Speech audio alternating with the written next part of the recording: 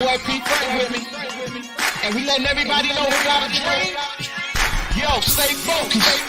Keep moving forward. It's on the way. Keep that dream alive. If you got a dream, don't look to the left, nor the right, nor the wrong.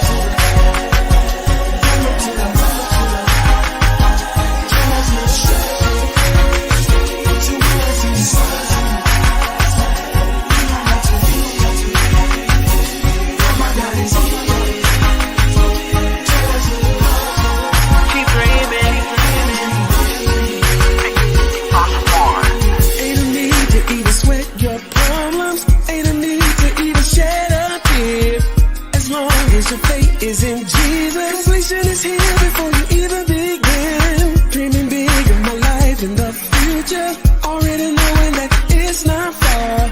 Having the passion to work towards Jesus. I'm gonna keep my faith and swagger going high. Don't do the light. Just push straight. You don't have to fear more.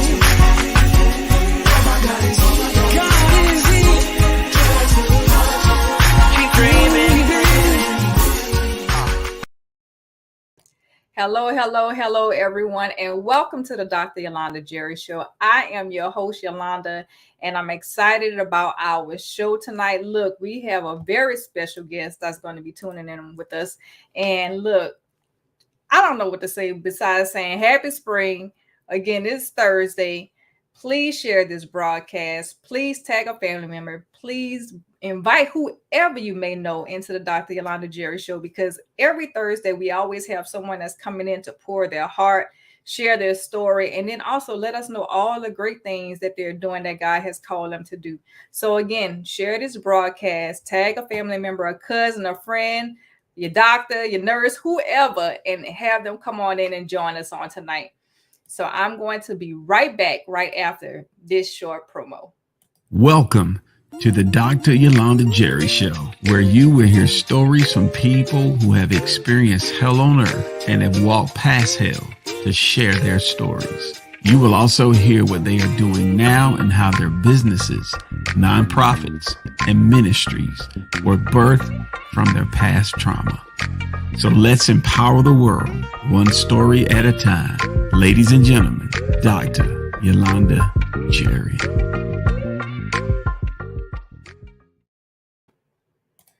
All right, we are back. So again, thank you so much for tuning into the Dr. Yolanda Jerry Show. I am your host, Yolanda. And so we are going to have none other than my special guest, Dr. Tashina Reeder. So listen, I've had the opportunity to meet this lady on various other platforms, but tonight I get to myself and also get to share her with you all as well. So let me just tell you about this wonderful lady. Her name is Dr. Tashina Reeder. She's an author, a speaker, an elevation wellness coach, and the founder of Manifesting Her Academy. Known as the Transparent Educator, Dr. Reeder uses her clinical training as a therapist and life experiences to coach women who suffer in silence due to feelings of inadequacy, self-doubt, and fear of judgment. She teaches women scalable ways to grow in confidence, redefine their identity, and overcome obstacles to make shift, SHIFT, happen in life and business. Dr. Reeder's goal is to help women create a life of love, abundance, and success. Dr. Reeder published her first solo book, Manifesting Her. That's with an exclamation point. 7 strategies to redefine your identity after trauma, build big confidence, and cultivate self-love. She is a native of Philadelphia who earned her doctorate in couples and family therapy. Ooh, this is going to be good. Dr. Reeder is a self-proclaimed life enthusiast who loves to travel. I do too. Listen to rhythmic music. So do I. Spend time with her nephew sons and sunbathe. I ain't done that yet. On a Caribbean beach to enjoy the blue waters and smell of crisp summer air. So look, I'm about to bring none other than Dr. Tashina Reeder on the show tonight. Hello, Dr. Tashina. How are you? It's good to see you again. Hi, Dr. Yolanda. Thanks for having me. I'm so excited to be on your show. You're welcome. You're welcome. You're looking lovely this evening, I must say. Thank you. Thank you.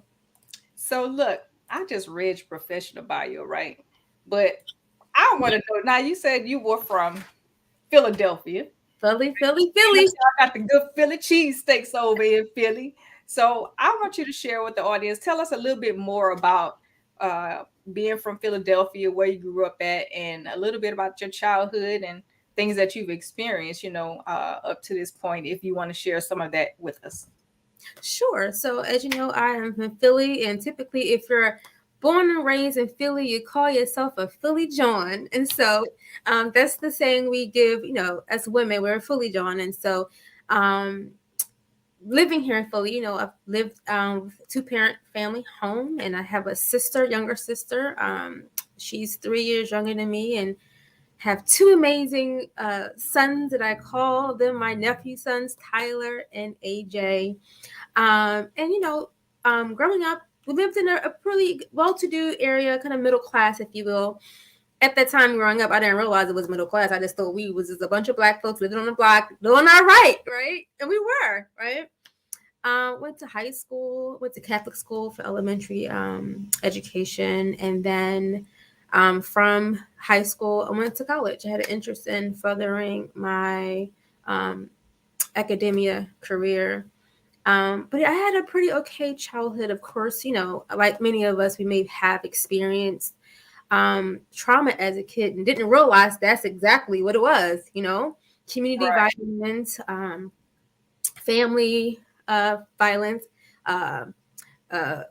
interpersonal violence, within the home between parents. And, I realize now growing as an adult that many of us were raised in homes where there was intergenerational trauma. And we didn't realize that, wow, I was in the midst of a level of dysfunction, but we made it work because that's what we did. We became strong because we had to be.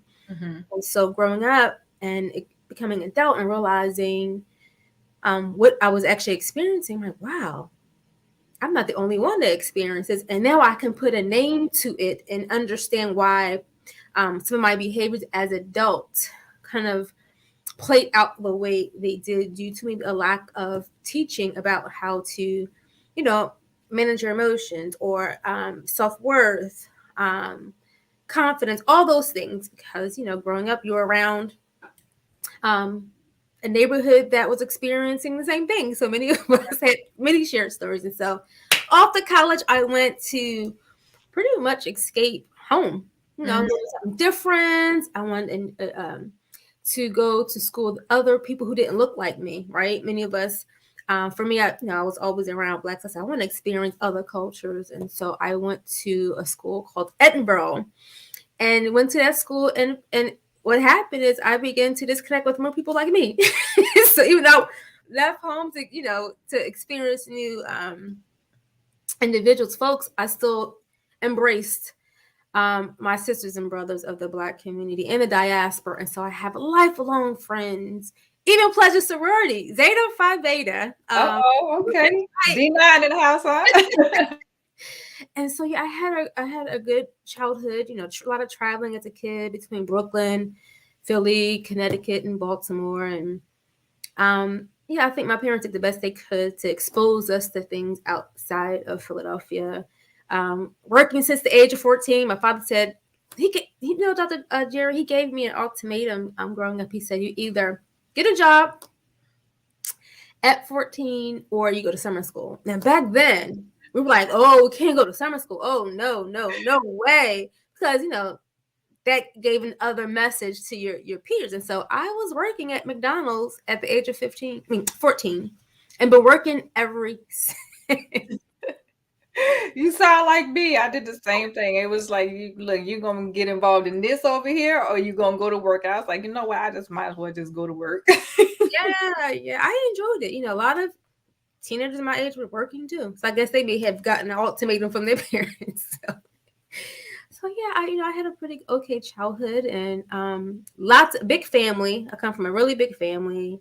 Yeah, a really big family on both sides, and so we're pretty close. We keep in touch, and of course, you have your adopted family that you meet through college, and people who become like family, although they're not blood relation, they're family because of your connection. And so we keep in touch, and I believe I have had a fruitful life, and I've also had some hard times. Sometimes in my life that was not always uh, great. I got you. But I'm And still here.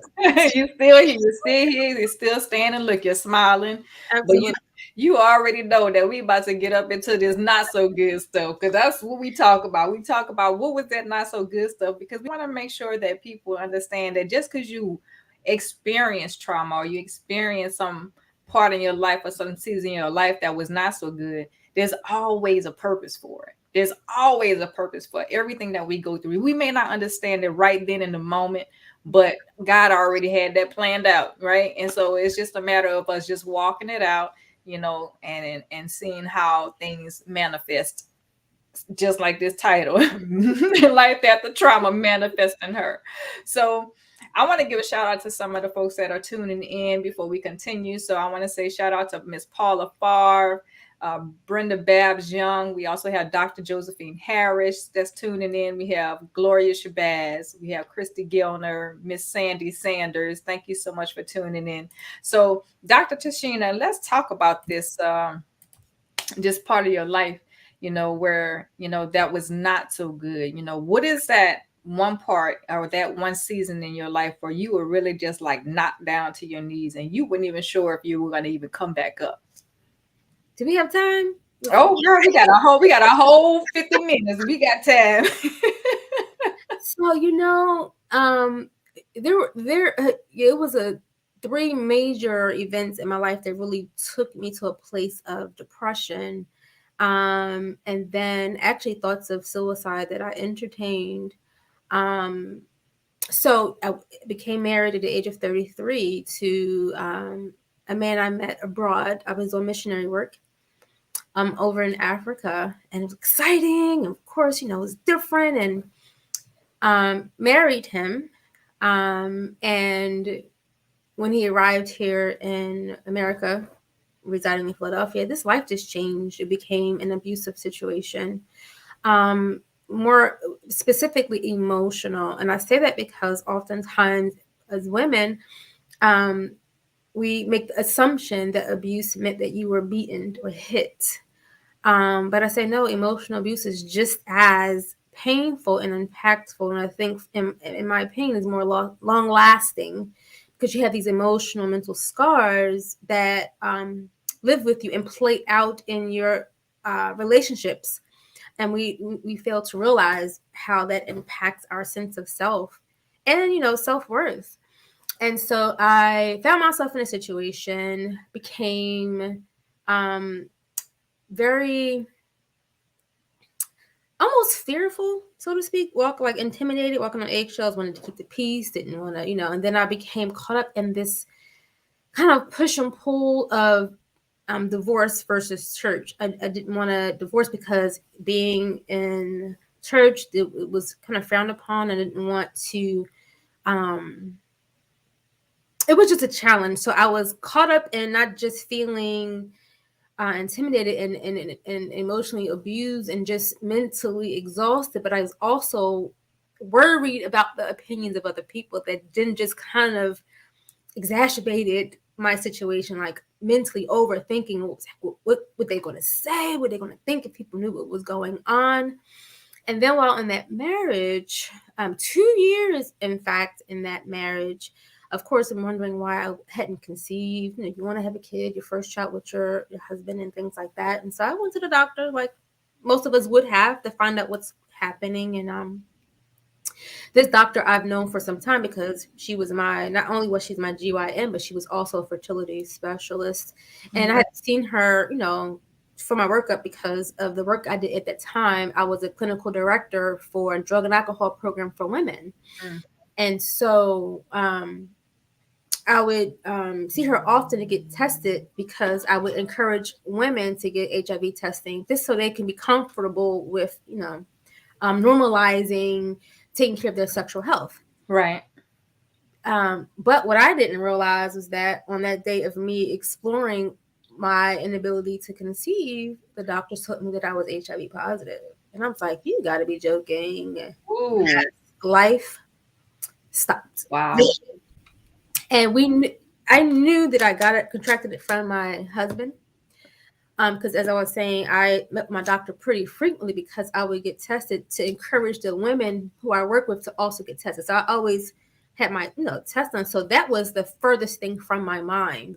Wow. Because that was my story. Right. Right. So when she called me, I'm thinking, okay, she sounds a little different. Maybe I can't have children. What I was thinking. Oh, this is going to be one of them days. And then when she pretty dropped the bomb on me, I literally fell to my knees. And I remember yelling at God, like, you're going to move this mountain. This cannot be life right now. And because she knew me, she sat closer to me. And I remember holding her ankles, like, please don't leave me. Because I was just so scared, just the trauma of it all, to hear that. Oh. And at the time, I wasn't really familiar with HIV. And all I knew was the old information that's out there that says you're going to die or you're going to begin to look a certain way. And so my mind, I think I just was so in a place of trauma where I kind of dissociated. And I remember her asking, do you have someone you can call? So I called my spiritual mom, Dr. Jerry. I don't recall how long it took her to get there. I just felt like literally life just stopped. And then she appeared out of nowhere. And she was like looking at me all just kind of distraught. Right. So that was in June of 2010. And I remember driving home. I think she probably seen a look in my face that she followed me home to make sure I got home. And of course, the whole thought of just your life. What does this mean now? I felt immediately like damaged goods. My esteem, it felt like immediately took a hit because all of the stigma that's out there about the illness and things you hear people say. I'm like, now it's me. And I know what it's like because I was working with the women who I was helping to support and encourage them. And here I am on that same side. Imagine. I'm a therapist. I can't, I don't mean to cut you off, but it's just even just trying to digest that, knowing that you're encouraging women to get tested. Here it is. I'm the doctor, right? I'm the one sitting here telling you need to get your regular self checkups and you need to do this and you do that. And then, of course, you get your checkups and then bam, you just get hit with something that you would have never expected to have, right? Being a married woman. Yep. You know what I mean? So it's just like, what in the world? Especially if you ain't out there doing anything. So it's just like, how did this happen? And I know in your mind, you probably was thinking, it couldn't be my husband that gave me this. It couldn't have been. But then on the other hand, you're like, oh, yes, it had to be because I ain't been with nobody else. Mm-hmm. So can you kind of share with us? I know you were going through, certain feelings and those different things. So I'm going to go to commercial break, but then I want you to think about like, just in that moment, once you got home and you was able to really digest that, like what was those emotions flowing through your body at that time? So we're going to go to commercial break and then we'll be right back because somebody might be dealing with this same situation right now and they don't know how to open up and talk about it. So my hope is that there's a mindset shift during this show where you can encourage somebody with your story. So we'll be right back. Okay.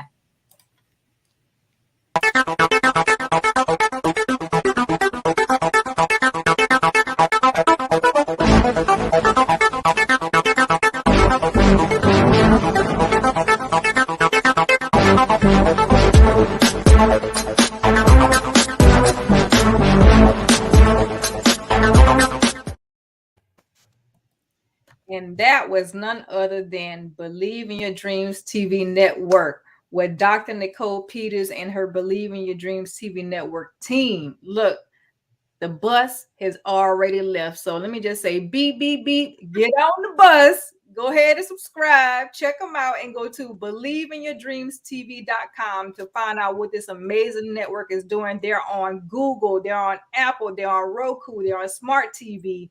Wherever you can find them streaming, believe me, I'm sure they are there. So they have amazing shows. I've had the opportunity actually to sit on a couple of their shows on the different ones that they have, and it's life-changing. So again, check them out, believeinyourdreamstv.com. All right, Dr. Tashina, come on, go on and just let us have it. So before you went to commercial, you asked the question of what was my feelings like after trying to digest that. And so honestly, I was just numb. I didn't know what to feel. I definitely was confused. I was scared. Definitely worried. Just numb. This wondering, like, what does this mean now? Trying to make sense of it all. How am I going to talk about this? Because the stigma was really heavy. I mean, it was a point where I couldn't even say the words. I couldn't say HIV without crying or just feeling like, you ever see those movies where people try to talk and it's like cat got their tongue, it's like the mouth is just moving? That's how I felt trying to just utter those 3 letters. And I immediately called my therapist, and I began to go to therapy to deal with that. Just to talk about it, because like I said, I began to entertain the thoughts of suicide, specifically around that illness, because of just the trauma and the stigma and the self-stigma, because now I felt unworthy of love because I felt like he destroyed my life. And it took me some time, because then after that diagnosis, 3 years later, I was then diagnosed with stage 2 cancer. So not only am I trying to digest this HIV, now I got to go through that. So I said, God, you playing a cruel joke. Like, what's happening? Like, really? Wow. And it's a trauma of it all hit me again, where I'm like, that numbness, that am I going to die? How long do I have to live? Is it going to interfere with my other illness? And so it was just a lot of emotional stress. It was a lot. You talking about confidence? What was that? Sense of self gone. I began to emotionally eat. I got as heavy as 225. I was eating because I didn't know what else to do. Right. Nervous eating.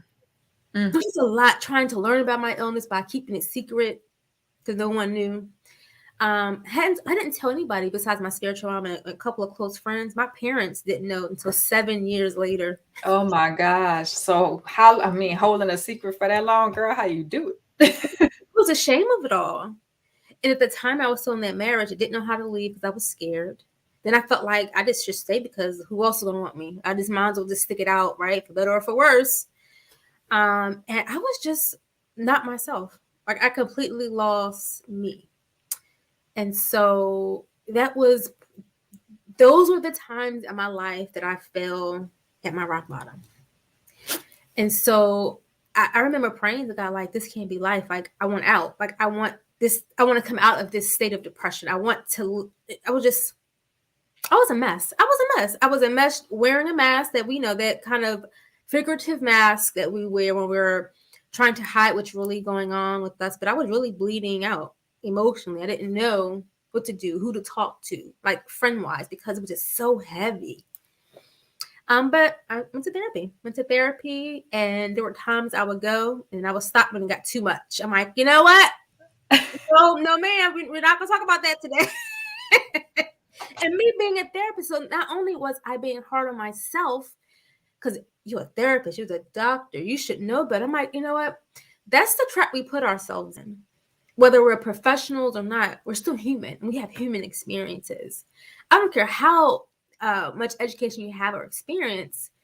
If you've experienced trauma, oftentimes that experience can arrest you emotionally, your emotional development, and it blinds your ability, your perception of self, your perception of others. You begin to have a feeling of distrust. you begin to have all of these different responses and not realize it all comes from your pain. And so when I tell my story, people often assume that I heard people say, "Well, he cheated on you," or "Was he gay? Your ex-husband gay?" I'm like, nope. That's not. I had to be honest. I call them hard truths. There's some things that we have to, as adults, is to be honest with ourselves and to be transparent. I wasn't a virgin when I married, but I didn't always have those conversations like we should have, those sexual health conversations. Let me see, proof that you've gotten tested. Come on. Let's go together. We'll take people's word for it. Right. Good. She looks good. We love her, and we have this trust, and so we don't go further. So we take their word for it. And sometimes some of us have sex first and ask questions later, and then it's too late. Mm-hmm. So in my case, the story was he never. I mean, I don't know if he knew. I don't have proof to know that he knew beforehand. I believe on some level that he had. He knew, but I can't prove it because when I think about our previous conversations of the past, I'm like, I wonder if you really knew and you were afraid to say something. Then, I don't have, I would never know for sure, but I'm like, because of my knowledge now about the illness, I'm like, I wonder if this was something that could have been discussed had there been more education on both parts. Right. The level of comfortability to talk about your sexual health. And many of us don't have those conversations about sexual health. Because that's right. That's true. And so, man, knowing that, well, you went through your childhood, the little things you dealt with there, then you get married and go through the emotional abuse. And then here it is on top of that. Now you got this physical, and I'm going to call it physical because it was physical contact, right? You got this physical abuse that happened, where you contracted HIV. And so having said that, was there, because he hadn't said nothing, but you found out that you had it. So did he try to pin that on you, saying that you did it, or he just never said anything? No. So that's what made me pause after some years. So of course I was 33 when I was diagnosed. And so when I shared with him my diagnosis, his response was, "We can get through this together. I'm not afraid of the disease." At that time, I was like, "Oh, that's so sweet." Not knowing, young, scared, thinking that's what a husband should say. He got your back, right? Now that I'm educated, years later, I'm like, wait a minute. Now, any person would have been like, "What?" Oh, yes. Oh my God. Out a little bit. Like, "Oh my gosh, what do you mean? Like, what did the doctor say?" And then, there probably been more questions. No questions. It was just, I'm not afraid of the illness. And so when I reflect back, once we, split up, I started thinking about going through therapy, thinking about those conversations. I'm like, oh my gosh, did he know? Because he didn't seem afraid. Wow. And it was like, no big deal. Wow. Yeah. Wow. Well, you know what? I would say that I'm sorry that you went through that.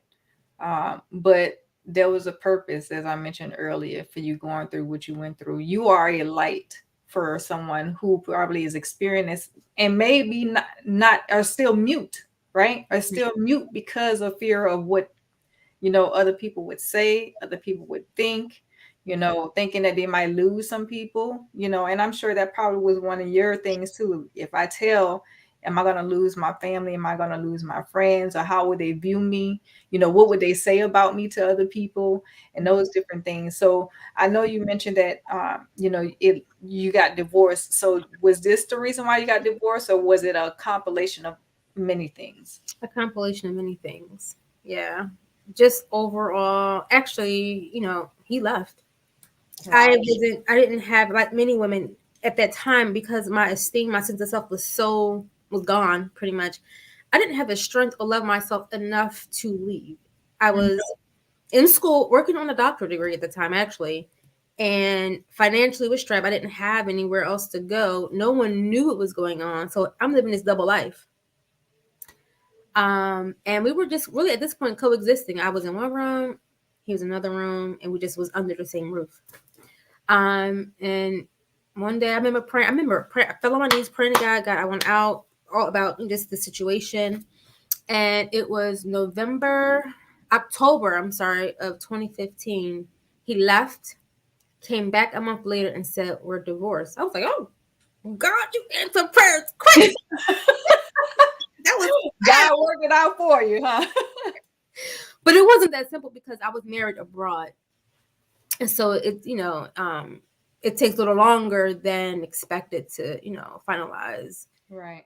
Such processes. But I continue to go to therapy, off and on, and I always tell women and men, therapy works if you work it.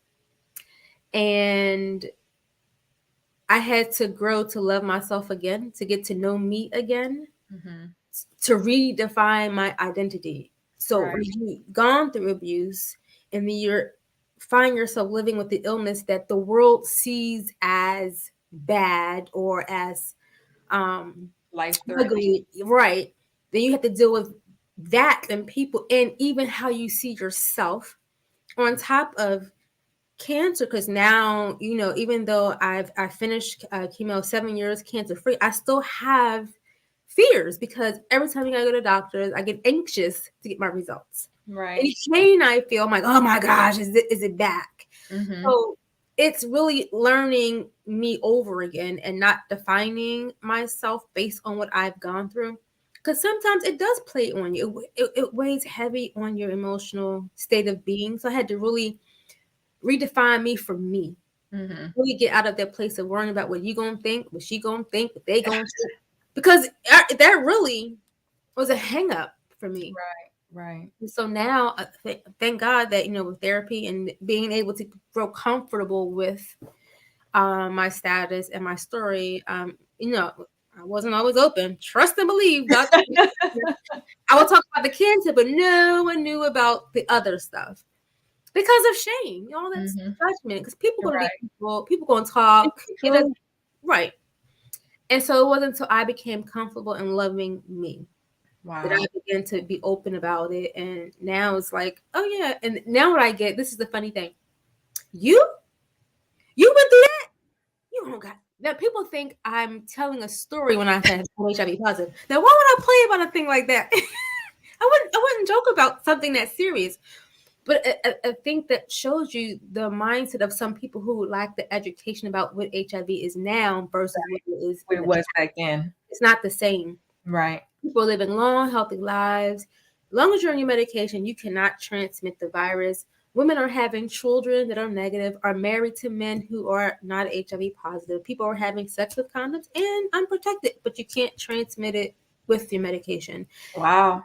Yeah, it's come along. I mean, now to the point where you're either taking one pill a day or they have monthly injectables. It's considered a chronic illness now. But because of the fear of it, the stigma, people are like, well, I knew somebody had AIDS. I'm like, HIV and AIDS are two different things. Those are two different things. But see, they see that as the same thing, HIV/AIDS, but they are two totally different things. Yeah.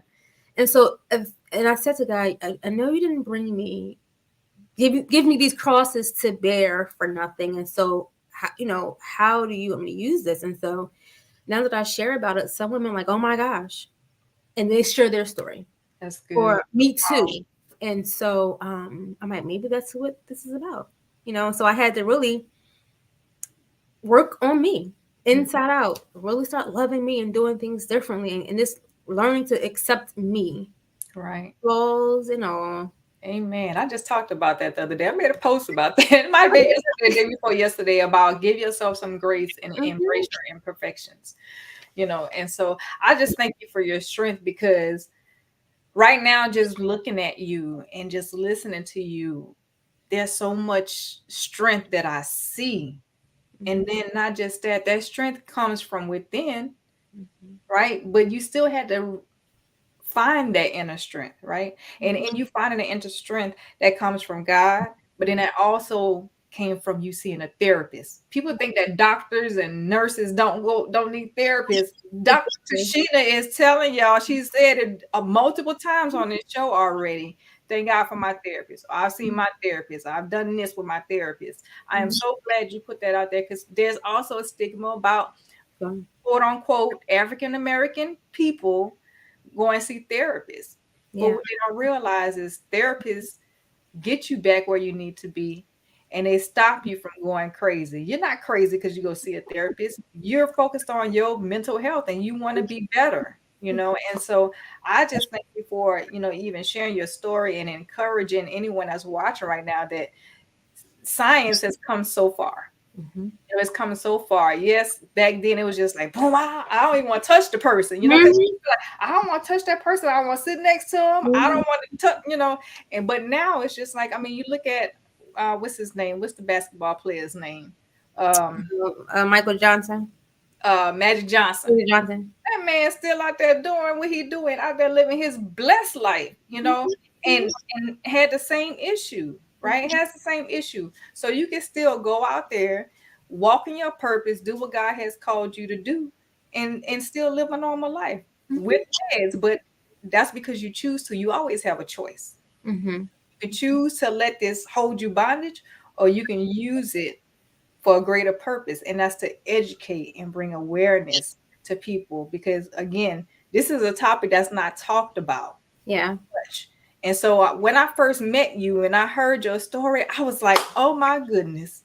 I said, finally somebody's speaking out about it, because you're the first person, you know, that I've been able to, you know, like connect with that has talked about it. You know, you see it on TV. Yeah, okay, I get it. But to know that there's someone I was able to connect with and know that they're sharing their story to show their strength and say, hey, it's okay. It's okay. You know, you still can live. You can still live a life and still serve with the purpose. So I thank you for sharing your story, Dr. Tashina. You got a lot of strength, woman. I'm telling you. So I always feel like that. Yeah, I feel strong. Yeah, thank you. So look, we're gonna go to another commercial break, but this is all about, we know that all this stuff that you have gone through, that was doing nothing but getting you ready for manifesting her. Right? Yes. So we're gonna talk about this manifesting her when we come back from the commercial break, and then all the great things that you're doing.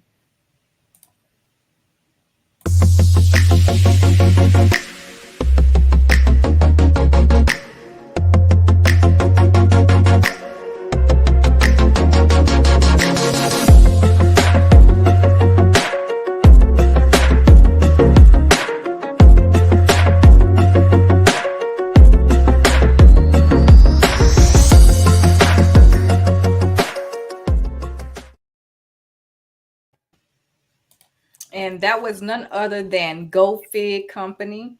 If you're looking for a company to help you step your game up, branding wise, automation systems, website graphics, you know, look, she helped me out with the Dr. Yolanda Jerry show. I'm a regular paying client. Okay. Her and her team, Miss Rita Green, who is the visionary and CEO of that company. So look, reach out to them, www.gofig.com. Again, that is www.geauxfig.com. All right, Dr. Tashina. So let's talk about manifesting her, because that's what has happened because of everything that's been going on. So let's talk about it. So yeah, people ask me, what does that actually mean? Right. And when it came to me, it was just initially actually that's the name of my new book, Manifesting Her. And it was actually called My Name is Victory at first.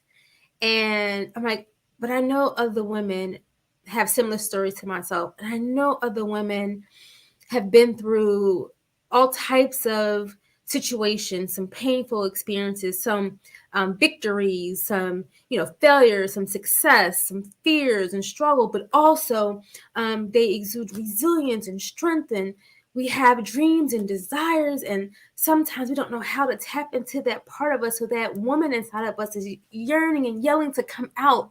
We don't know how to manifest her because we're still in pain from that past, that stuff, that childhood stuff, that adulthood stuff. And we're moving and we're shaking and we're nurturing and we're mothers and we're caretakers and we're all these things, and we neglect ourselves. But yet we'll sit in silence and we can see ourselves in a different light, but we want to manifest that part of us. And I said, God, I'm going to call this Manifesting Her, because it's a movement. We all have a manifesting her story.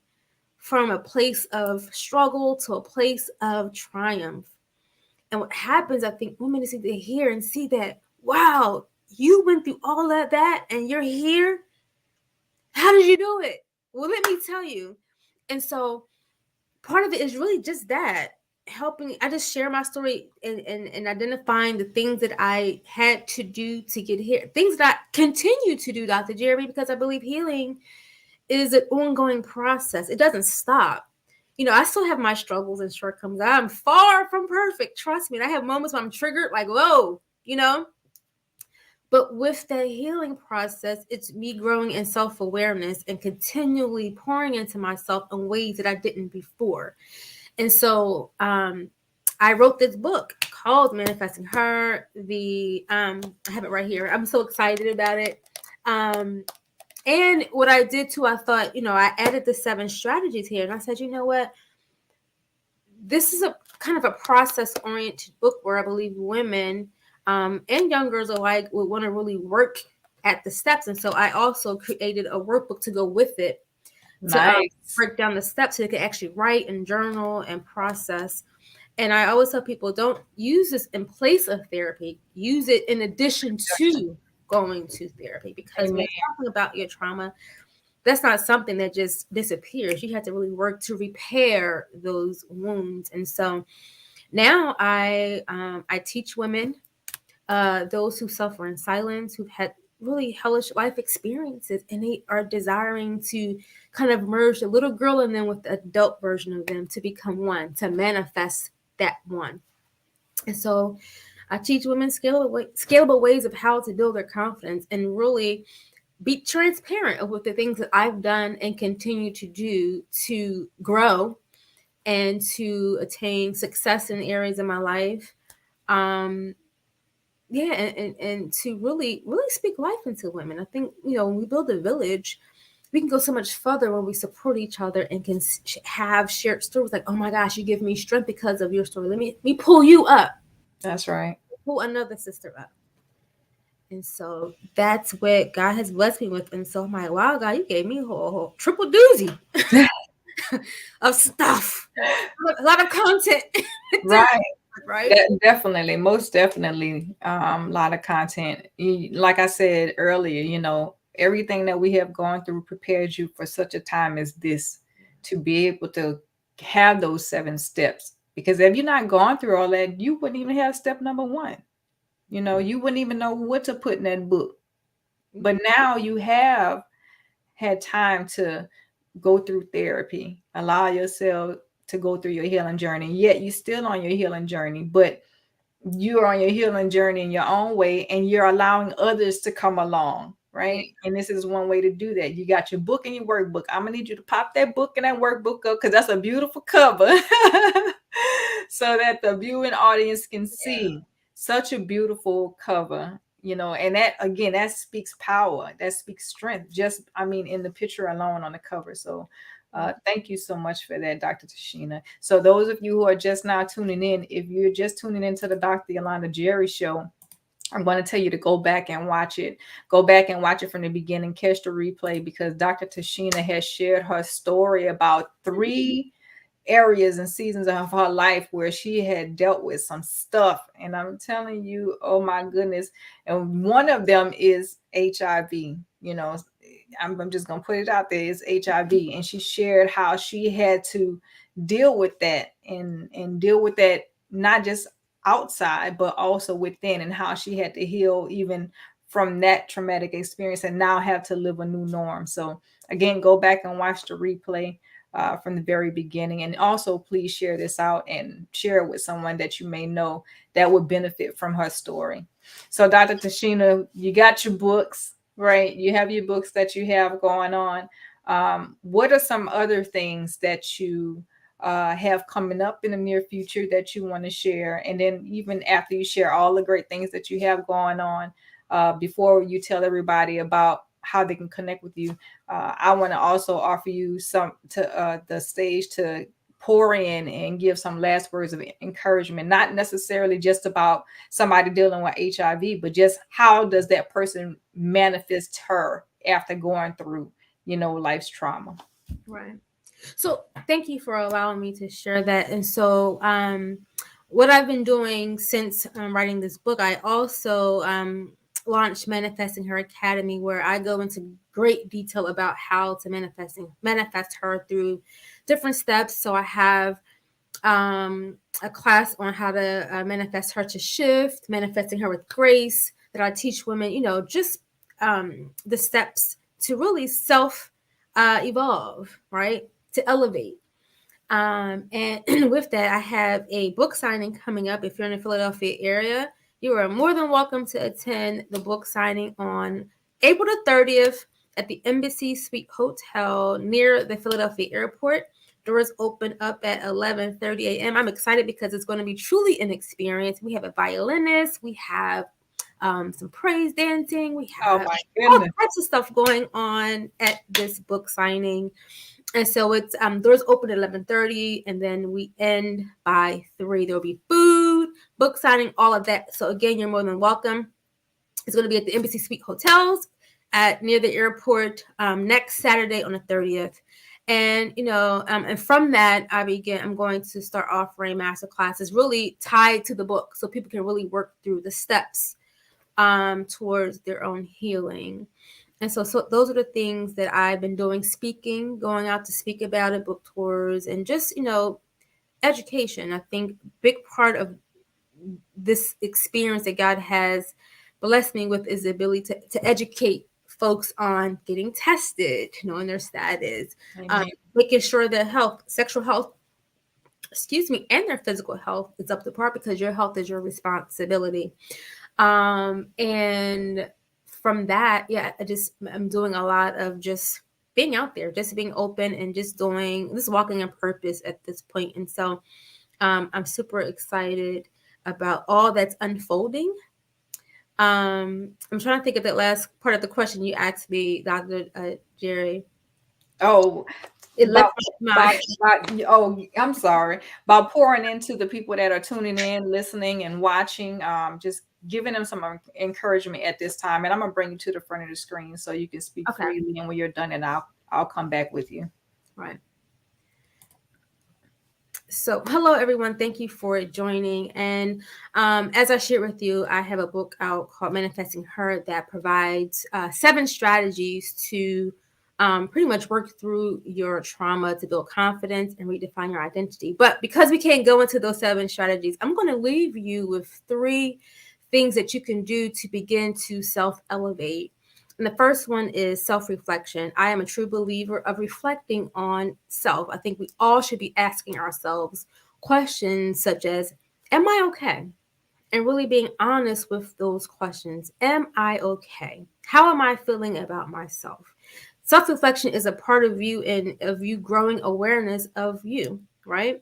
And oftentimes we don't sit long enough to really get to know us in that way. So self-reflect. The second step to self-elevation would be to offer yourself self-compassion, similar to what Dr. Yolanda Jerry mentioned about giving yourself grace.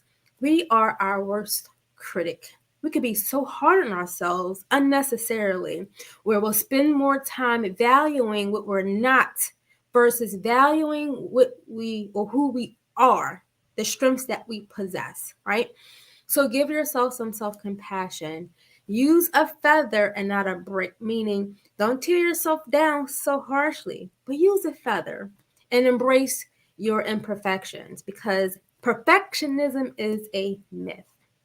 It doesn't exist. It's not real. No one's perfect. So embrace yourself, flaws and all. The last one is self-investment. We have to invest in ourselves.